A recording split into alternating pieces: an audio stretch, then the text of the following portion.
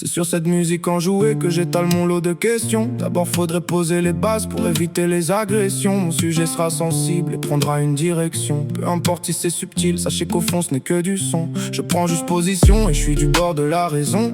J'ouvre maintenant la brèche et je parle de religion. Mettez pas les émotions, écoutez et cogitons. Car à force d'être aliénés, même les livres saints nous traitent de moutons. Dieu a-t-il des émotions? En vrai pertinente est la question. Car le créateur d'une chose n'est point touché par sa création. Alors comment les sentiments influenceraient-ils ses décisions? L'homme n'est point son semblable mais le touche par toutes ses actions. En vrai l'idée du créateur est une question de perception. On ne peut le comparer à l'homme sans perdre toute raison. Mais accepter qu'il soit guidé par des émotions. Non, ita puto sedo visum. Je ne pense pas, je suis le mouton.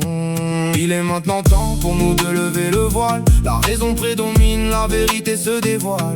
Ici pas de place pour les détracteurs de la toile. Faut juste lever les yeux pour voir l'araignée et sa toile.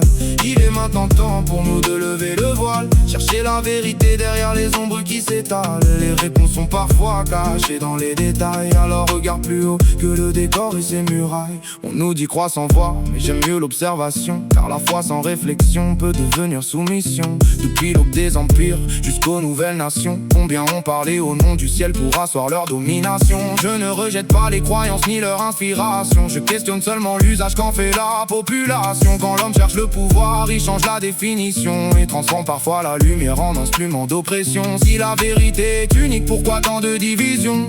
Pourquoi tant de guerres sacrées pour défendre une version? Chacun prétend détenir la bonne interprétation, pendant que l'ignorance prospère sous le masque de la dévotion.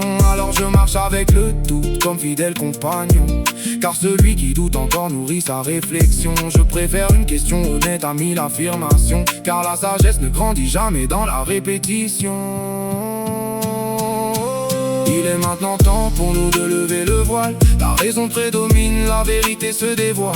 Ici pas de place pour les détracteurs de la toile. Faut juste lever les yeux pour voir l'araignée et sa toile.